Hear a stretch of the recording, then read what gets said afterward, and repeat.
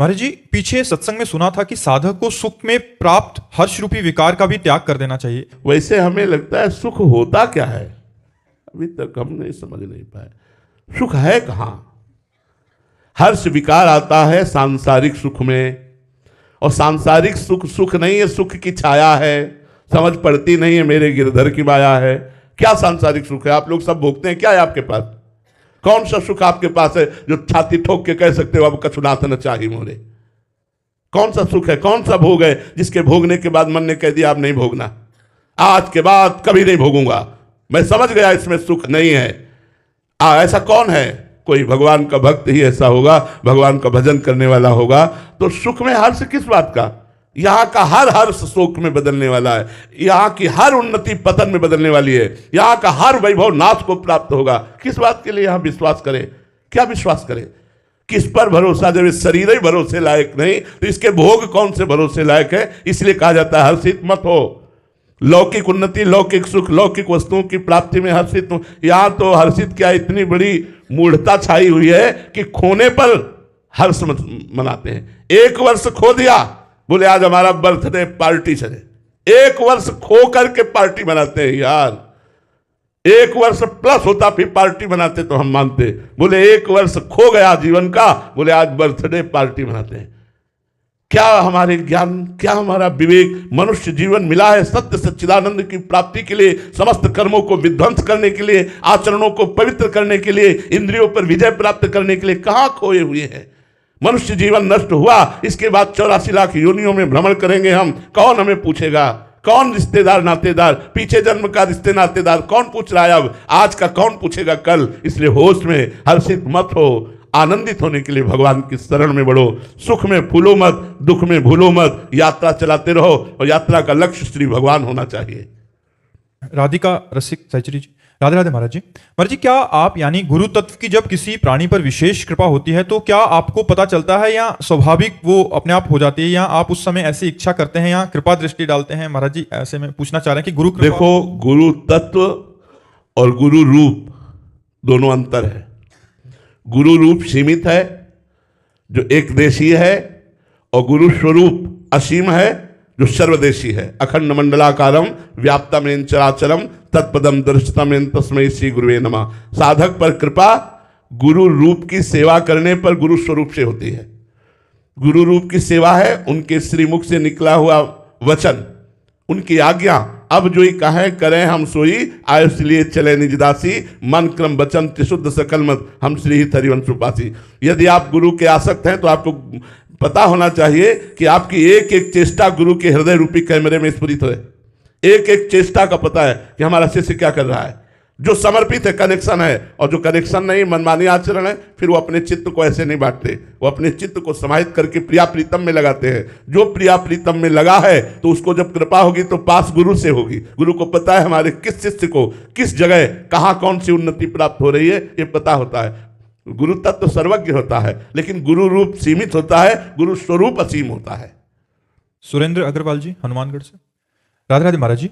महाराज जी, परमानंद का स्वरूप क्या है? गुलाब जामुन पाया है? कैसा होता है? मीठा। कैसा मीठा होता है? बहुत मीठा। फिर बहुत मीठा कैसा होता है? खा के देख लीजिए, खा के देख लीजिए, उत्तर आएगा कि नहीं आएगा?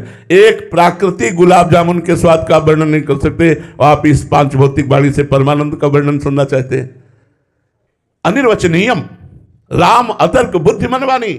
जहां बुद्धि का भी प्रवेश नहीं, मन का भी प्रवेश नहीं, वाणी की तो बात जाने दो, वह है परमानंद। केवल कह सकते हैं बहुत आनंद, बहुत आनंद, बस। इसके आगे बोले अनुभव करके देखो। परमानंद अनुभवगम में भजे जय संता, उसकी व्याख्या नहीं है। परमानंद कैसा, ऐसा उदाहरण त्रिभुवन में नहीं है।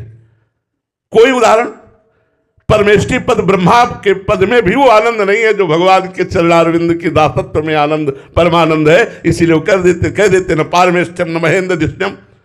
न इंद्र को वो सुख है, न ब्रह्मा को सुख है, न सार्वभौम सम्राट को सुख है, न युग सिद्धियों में सुख है, और यहां तक कि मोक्ष में भी वो सुख नहीं है जो भगवान के प्रेम में है। ये तो अनुभवगम्य है। इसे वाणी के द्वारा कैसे वर्णन किया जाए? कोई जड़ वस्तु हो तो उदाहरण दे सकते हैं कि रसगुल्ला ऐसा मीठा जैसा स्पंज, कुछ तो दे सकते हैं, लेकिन परमानंद सिर्फ परमानंद। और वो चिदानंदमय है, वो प्राकृतिक वाणी के समेट में आ नहीं सकता कि वाणी के द्वारा उसका वर्णन किया जा सके, लेकिन इतना इशारे से बता सकते हैं जिसके प्राप्त होने के बाद कुछ प्राप्त करना बाकी नहीं रहता, उसे परमानंद कहते हैं।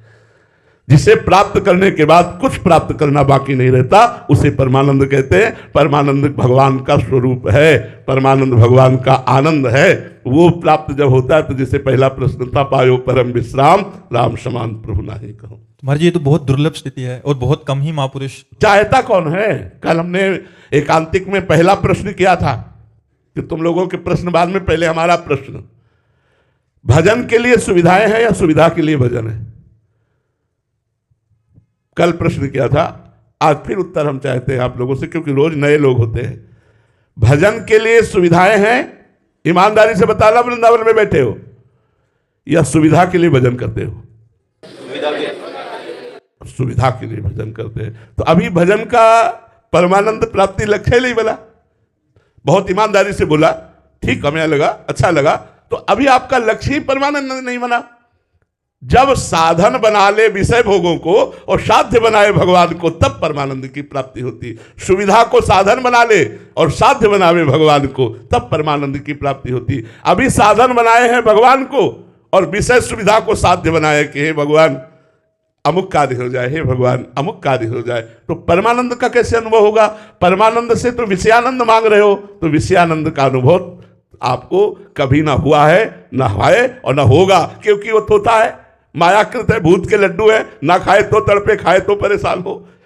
परमानंद की प्राप्ति वही कर सकता है जिसके हृदय में लक्ष्य तो बने परमानंद की प्राप्ति। ईमानदारी की आपने बात कही, जिस दिन समस्त सुविधाओं का प्रयोग भगवान की प्राप्ति के लिए होगा तो कुछ कुछ स्फुरित होने लगेगा परमानंद। जैसे परमानंद जब स्फुरित होता है हृदय में तो कुछ सुहाई नहीं देता। और कछु न सुहाय तिनको जुगल सेवा सुख पगी, निष्देव से जानत नाहि सजनी, एक रस भींजी रहे, गोप गोपिन आदि दुर्लभ, ते सुख दिन प्रति लहे, रात दिन अपार सुख की अनुभूति। अब वो कैसे आप जानोगे? क्यों?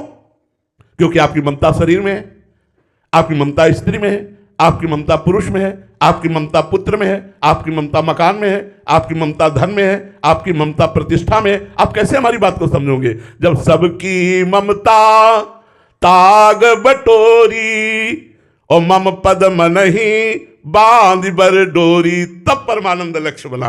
और जब लक्ष्य बनेगा तब परमानंद की प्राप्ति के लिए मार्ग चलोगे, और जब मार्ग चलोगे तब पता चलेगा परमानंद किसे कहते हैं। महाराज जी इस खेल में इतने सारे मनोरंजन रख दिए गए हैं कि वहीं भटक जाता है मन। हाँ, इसीलिए रख दिया गया है कि सब परमानंद में चले जाएंगे तो फिर यहाँ विषयानंद में कौन रहेगा?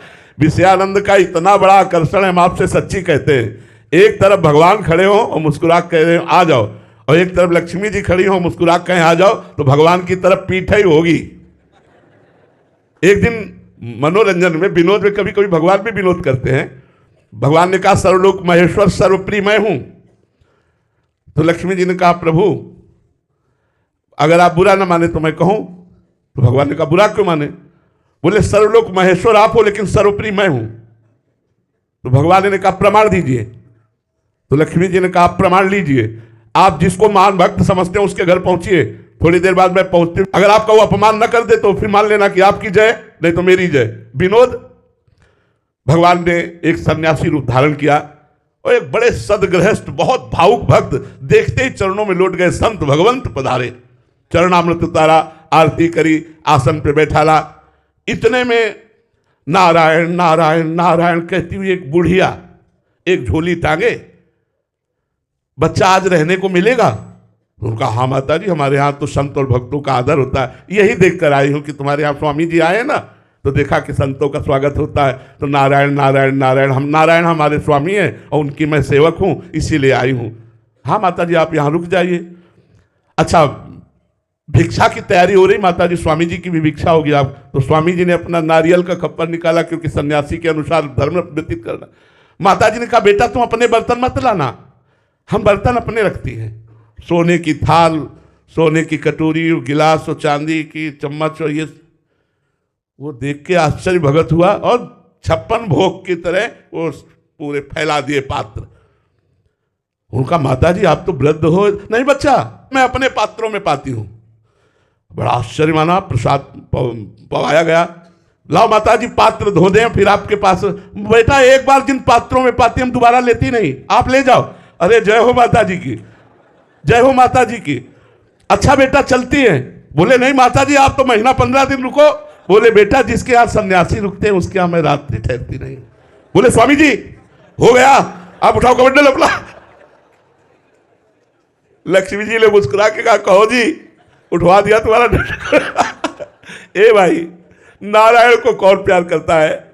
माया को सब प्यार करते हैं। जो नारायण को प्यार करने लगे तो माया वहां मां की तरह सेवा करने लगती है। और जब भगवान सन्यासी रूप से गए तो लक्ष्मी जी अंतर्ध्यान हो गई, क्योंकि नारायण के बिना वो रुक नहीं सकती। तो इसलिए हमारी सबकी मनोवृत्ति माया प्रधान है, नारायण प्रधान कहाँ है? भगवत प्रधान कहाँ? जिनकी भगवत प्रधान हो गई उसको फिर माया का आकर्षण नहीं होता। जैसे वमन को देखकर किसी का मन नहीं खाने को करेगा, ऐसे माया के विलास का त्याग कर रमा विलास राम अनुरागी तजत वमन जिम जन बड़भागी। कोई भगवान का प्रेमी ऐसा बिरला होता है जो संसार के भोगों का त्याग करके भगवान में प्रेम करे। इसलिए परमानंद को बड़ी ऊंचाई पर रखा गया है। मनोरंजन की ऐसी ऐसी वाटिका है कि भगवान को भूल जाए मनोरंजन में लग जाए, सब लगे ही मनोरंजन में है। महाराज जी तो जैसे पहले बताया कि अपनी मनोकामनाओं की पूर्ति के लिए प्रभु से जुड़ते हैं, उनमें से भी किन्हीं को पता लगता है संत महापुरुषों की कृपा से कि इस मार्ग का लक्ष्य क्या है। वहां चलते चलते महाराज जी इतना ज्यादा फिर भटकाव है कि एक दो ही जो पाया वही हिसाब। हाँ, तभी लिखा है को एक पाव भगत जी में मोरी। कोई बिरला भगवान के मार्ग में पार हो पाता है, नहीं बहुत कठिन है। मन का संसार से बिलग करके भगवान के भजन में निरंतर लगाना ये हम लोग जान रहे हैं, इसलिए बहुत कठिन है। इसलिए आपसे कहते हैं आप ज्यादा चिंता मत कीजिए, आप राधा राधा रटिए, अपने कर्तव्य का पालन कीजिए, धर्मयुक्त विषयों को भोगिए, आपको भगवत प्राप्ति हो जाएगी। हमारी बात पर विश्वास मानो। हाँ, जो संतों को कसा जाता है, तैयार किया जाता है, वो लोग के लोग को पावन करने के लिए तैयार किया जाता है। ये भगवत पार्षद होते हैं, सबकी कसौटी ऐसी नहीं होती। देखो पूरे जीवन भर वैश्यागमन किया अजामिल ने, वो अंतिम समय पुत्र के बहाने नारायण पुकार दिया तो भगवत प्राप्ति हो गई। तो तुम जान करके नारायण नारायण जपोगे, राधा राधा जपोगे, तुम्हें भगवत प्राप्ति नहीं हो जाएगी। आप निश्चिंत रहिए, डरिए मत। भगवान बड़े कृपालु हैं, करुणा सिंधु हैं, वो नाम के नाते हमारा उद्धार कर देंगे। हर्षिता राठी जी, राधे राधे महाराज जी। महाराज जी क्या ऐसा भी संभव है कि साधक नाम जप करता रहे फिर भी प्रारब्ध इतना प्रबल हो कि उसे नाम जप का प्रभाव अनुभव ना हो, ऐसे समय में? हाँ, ऐसा है। प्रारब्ध प्रबल होने पर, बुरा प्रारब्ध होने पर बहुत समय तक नाम जप के आनंद का अनुभव नहीं होता। जब पूर्व पाप भस्म हो जाते हैं तब आनंद का अनुभव होता है। ऐसा होता है। इसीलिए कल हमने चर्चा में कहा था कि एक गुरु जी ने अपने शिष्य को नियम दिया कि हम तुम्हें दीक्षा तभी देंगे जब पहली बात इस मार्ग को छोड़ोगे नहीं, और दूसरी बात कुछ ना अनुभव हो तो भी इस मार्ग को नहीं छोड़ोगे। ये दो बातें उन्होंने दी थी कि ये इसीलिए कि पता नहीं कितने जन्मों का बुरा प्रारब्ध है, हम भजन करें कुछ अनुभव ना हो, हमें लगने लगे कि यार 10 साल हो गए भजन करते कोई अनुभव नहीं, वही काम क्रोध लोभ मोह की लीला, इसका मतलब इस मार्ग में कोई फल नहीं मिलता। ऐसा कभी मत सोचना, निश्चित भगवत प्राप्ति होगी। अगर जीवन रहते हुए आप काम क्रोध नहीं मिटा सके तो अंतिम समय भगवान आपके हृदय को निर्मल करके भगवत प्राप्ति करा देंगे। जब बुरा आचरण व्यर्थ नहीं जाता तो भला आचरण व्यर्थ कैसे चला जाएगा? जब पाप कर्म बिना फल दिए नहीं रहता तो भजन बिना फल दिए कैसे रहेगा? इसलिए भजन करते रहो। मानते हैं आपकी बात कि किसी किसी का ऐसा बुरा प्रारब्ध होता है कि 10वें वर्ष भजन करने पर भी अनुभव नहीं होता भजन के आनंद का। मानसी जी, मानसी शर्मा जी, राधे राधे महाराज जी।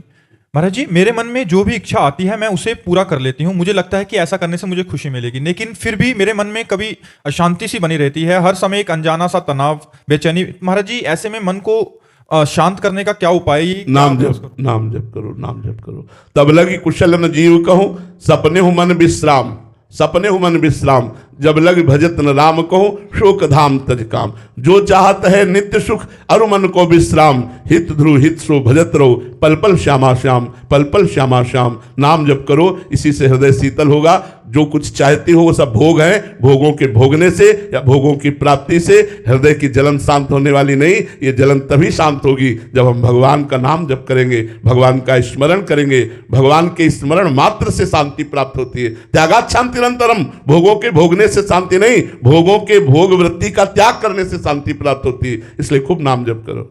संजीव जी देहरादून से, राधे राधे महाराज जी। महाराज जी आपके चरणों में सादर प्रणाम। महाराज जी ये स्वरूप क्या है और स्वरूप में स्थित होने का क्या प्रक्रिया है? महाराज जी जो एक है, जो नित्य है, जो चिदानंद है, जो निर्विकार है, जो ब्रह्म स्वरूप है, वो हमारा स्वरूप है। मैं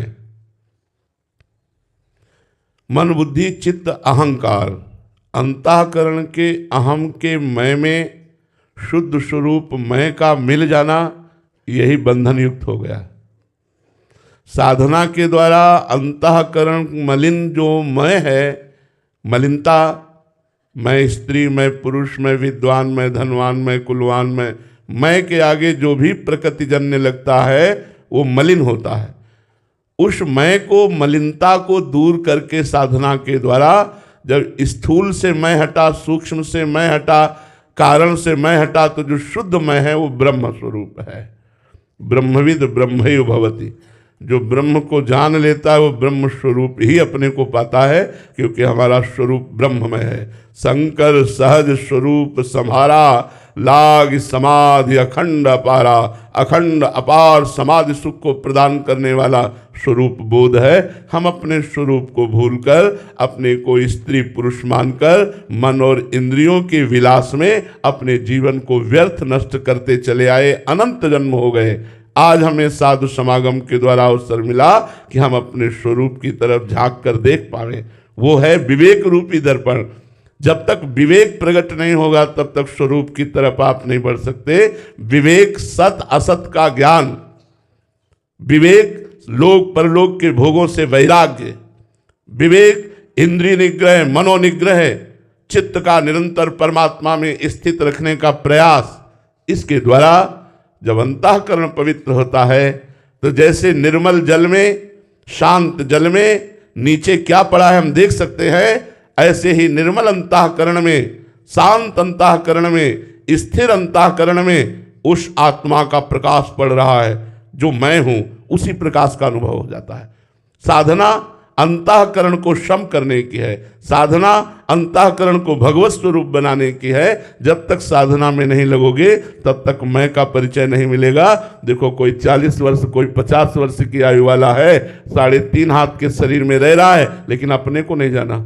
बड़ा जानकार बनता है, दुनिया की जानकारी इकट्ठा किए है, लेकिन वो अपने को नहीं जान पाया, अपने आप से नहीं मिल पाया, तो क्या जानकारी, क्या जानना हुआ। इसलिए प्यारे, गुरु की शरण में जाकर के शास्त्रों के स्वाध्याय के द्वारा प्राप्त विवेक के द्वारा हम अपने स्वरूप को जानने की चेष्टा करें। बिना गुरु चरणों का आश्रय लिए ये स्वरूप बोध नहीं हो सकता। श्याम शरण जी ग्वालियर से। राधे राधे महाराज जी। महाराज जी, आप कहते हैं कि भजन मार्ग में भोजन की तरह पेट भरता है तो स्वयं को पता लगता है, तो पता लग जाता है कि कब साक्षात्कार हुआ है। तो महाराज जी, बहुत सारे साधक आपके समक्ष एकांतिक में आते हैं कि जिनको अनुभव होता है कि उन्हें साक्षात्कार हो गया या वो सिद्धावस्था को प्राप्त हो गए, तो ये महाराज जी क्या उनका भ्रम है? एक बार भगवान सुखदेव जी महाराज जी को जब ब्रह्मबोध हुआ तो उनको लगा कोई प्रमाण तो दे कि मुझे ब्रह्मबोध हो गया है। मालूम, मुझे तो अनुभूति हो गई, लेकिन यही ब्रह्मबोध है, ये प्रमाण तो मिलना चाहिए। तो भगवान व्यास देव जी के पास गए, बहुत ध्यान से सुनना। भगवान व्यास देव जी के पास गए तो भगवान व्यास देव जी ने देखा कि संपूर्ण गुरु बुद्धि हमें नहीं है, बिना गुरु बुद्धि के काम नहीं चलता, सदगुरु बुद्धि होनी चाहिए। तो उन्होंने कहा, इस समय परम ज्ञानी विदेहराज मिथिलाधिपति जनक जी हैं, आप जाइए और अपने अनुभव की पुष्टि महाराज जनक जी से कराइए। तो श्री सुखदेव जी महाराज जनक जी के राज्य में जब गए तो उनके मुख्य द्वार पर पार्षद खड़े थे। तो जनक जी सर्वज्ञ महापुरुष है, त्रिकालज्ञ महापुरुष है। उन्होंने पहले ही आज्ञा कर दी कि नंग धड़ंग 16 वर्ष की अवस्था एक महापुरुष पधारेंगे, उनको प्रवेश निषेध कर दो। तो यही श्री सुखदेव जी आए, दरवाजे में उनको रोक दिया गया। 7 दिन 7 रात तक कोई उत्तर नहीं। रोज पूछते जनक जी, आज उनके मुखाकृति, बोले भगवान जैसे पहले दिन आए थे वैसे ही प्रसन्न मुद्रा में है। 7 दिन 7 रात्रि दरवाजे पर ही खड़े रखा, ना उनको अपमान का बोध हुआ, ना उनको कोई चिड़चिड़ाहट हुई, कुछ नहीं, वैसे ही शांत मुद्रा, वैसे ही प्रसन्न मुद्रा। 7वें दिन का जाओ महलों में ले जाओ। आप दिगंबर रहते थे भगवान सुखदेव जी, महलों में ले गए, सुंदरी 9 युवतियों से स्नान कराना, श्रृंगार कराना, भोजन कराना, सब 7 रात 7 दिन तक सुंदरी 9 युवतियां उनके शरीर की सेवा करती रही। रोज जनक जी पूछते आज क्या, तो बोले प्रभु जैसे गेट के बाहर थे वैसे महल में है, कोई फर्क नहीं उनके हृदय। बाद में आरती सजाई और कहा महाराज आपको जो प्राप्त है उसे ही ब्रह्मबोध कहते हैं। तो जिनको लगता है जिन साधकों को भगवत साक्षात्कार हो गया है तो मान और अपमान, कंचन और कामिनी इनका प्रभाव न पड़ता हो, मान लेना भगवत प्राप्त हो गए हो। और अगर तनिक भी प्रभाव पड़ता है तो डब्बा और पाखंड में मत रहना, माया धज्जियां उड़ा देगी। अगर मान अपमान शून्य हृदय हो गया है, किसी भी सुंदरी स्त्री का प्रभाव पुरुष शरीर पर या पुरुष का प्रभाव किसी स्त्री के हृदय में, तो फिर वो ब्रह्मबोध नहीं। ब्रह्मबोध जिसको प्राप्त हो जाता है वो माला अपमान शून्य होता है। वो नहीं स्वात्मा रामम विषय मुक्तृष्णाम भ्रमयति, आत्माराम पुरुष कभी विषय मुक्तृष्णा में भ्रमित नहीं होता। बिना गुरु शरण हुए, बिना साधना किए ऐसे थोड़ी बात बोध हो जाता है, ऐसे भगवत साक्षात्कार। एक आए थे महाराज जी, कह रहे थे कि कोई मान नहीं रहा महाराज जी मेरे को भगवत प्राप्ति हो गई। अब बताओ, जिसे भगवत प्राप्ति हो गई वो दूसरों से क्यों मनाना चाहेगा भगवत प्राप्ति हो गई? यार बताओ, अजीब प्रश्न है। ये सब पाखंड है, ये सब दंभ है। वास्तविक बात जब आएगी दूसरों से छुपाया जाता है कि कोई जान न पावे कि ये भगवत प्राप्त महात्मा है। ऐसा नाटक किया जाता है कि वो जाने कि संसारिक आदमी है। जब सबको पता चला दास जी महाराज भगवत प्राप्त महात्मा है तो भीड़ लगना शुरू हो गई। एक दिन विचार किया कि ये तो भीड़ भजन में बड़ी बाधक है। संत जन भागते हैं एकांत की तरफ और भीड़ उनके पीछे लगती है। तो उन्होंने काशी की एक वैश्या के पास गए। वैश्या ने देखा कि इतने बड़े संताएं खड़ी हो गई, दंडवत किया। महाराज आप पता है जहां आए हो आने मात्र से आपका अपमान हो जाएगा। आने मात्र से लोग जानेंगे कि वैश्या के यहां गए थे, इतने मात्र से आपका अपमान हो। बोले यही करवाने के लिए मैं आए। बोले तू बहन मेरा एक साथ दे। तो उनका महाराज आज्ञा करो। बोले काशी की गलियों में गले में हाथ डाल के घूमना है हमारे साथ। बोले कोई प्रणाम नहीं करेगा। बोले यही करवाना चाहते हो। और ऐसा ही किया पूरी काशी में गले में हाथ डाल के वैश्या के घूमे, कोई प्रणाम नहीं करने लगा। भगवान अपने अंश स्वरूप में सब रूपों में अवतरित है, लेकिन अपने स्वरूप का बोध या भगवत साक्षात्कार करने वाले और ये ऐसे नहीं घूमते गली गली कि अपने को बताए कि भगवत अगर आप और कह दो भगवत साक्षात्कार वाले आप हो क्या, आपको भगवत साक्षात्कार हो गया है, तो अपनी इतनी कमियां बताएंगे कि आप दोबारा प्रणाम नहीं करोगे। गोस्वामी जी इतने बड़े महापुरुष हैं, क्या कह रहे हैं? जो मैं अपने अवगुण कहूं बाढ़ई कथा पार नहीं लहूं। गोस्वामी तुलसीदास जी। श्री सूरदास जी महाराज क्या करें? मौसम कौन कुटिल खल कामी, जिन मुको तन दियो ताको न भजन कियो ऐसो नमक हरामी। मौसम, ये सिद्ध पुरुष बोल रहे। ये भगवत साक्षात्कार किए हुए पुरुष। हनुमान जी विभीषण जी से क्या करे? प्रात ले जो नाम हमारा, तेहि दिन ताहि न मिले आहारा, असमय अधम सखा सुनु। ओहो, सबरी जी क्या करे? ये सब भगवत प्राप्त है। अधम ते अधम अधम अति नारी, तिन माँ में मति मंद अघारी। सामने भगवान में थे और यहाँ डंका बजा रहे कि हमें भगवत प्राप्त है, ऐसा मानो। ये सब दम है, पाखंड, वास्तविक बात नहीं।